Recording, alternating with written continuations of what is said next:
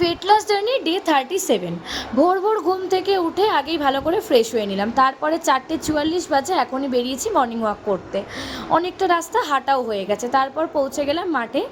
নিজের মতো এক্সারসাইজটা করে নিলাম। এক্সারসাইজ করে ফিরে এসে চোখ মুখের অবস্থা দেখছো, হালাত পুরো খারাপ হয়ে গেছে। আগে ফ্রেশ হব, তারপর অন্য কিছু। ফটাফট ফ্রেশ হয়ে নিলাম, তারপরে নিয়ে নিলাম চিয়া সিড ওয়াটারটা। তারপরে আজকে আর কিছু ব্রেকফাস্ট করতে ইচ্ছা করলো না, তাই বানিয়ে নিয়েছিলাম দুজনের জন্য 2 কাপ গরম গরম চা, আর তার সাথে একটা করে টোস্ট বিস্কিট। এটা খেয়েই নিয়েছিলাম। বেরিয়েছিলাম একটু ঘুরু ঘুরু করতে। গিয়েছিলাম অ্যাকচুয়ালি একটা রিলেটিভের বাড়িতে, যার বাড়িতে মনসা পুজো উপলক্ষে আজকে আমাদের নিমন্ত্রণ ছিল। যাওয়ার সাথে সাথে একটা আমপান্না শরবত ধরিয়ে দিল। গরম থেকে এসে দারুণ রিফ্রেশমেন্ট ছিল এটা। তারপরে দুপুরের লাঞ্চটাও ওখানেই সেরেছিলাম, সেটা তো লাঞ্চের ভিডিওতে তোমাদেরকে বলেই দিলাম। লাঞ্চটা সেখানে সেরে তারপর বাড়ি ফিরলাম। সন্ধেবেলা এসে খেতে আর কিচ্ছু ইচ্ছা করছে না, যেহেতু অনেক ভোরবেলা উঠেছে, তাড়াতাড়ি খালি ঘুমাবো।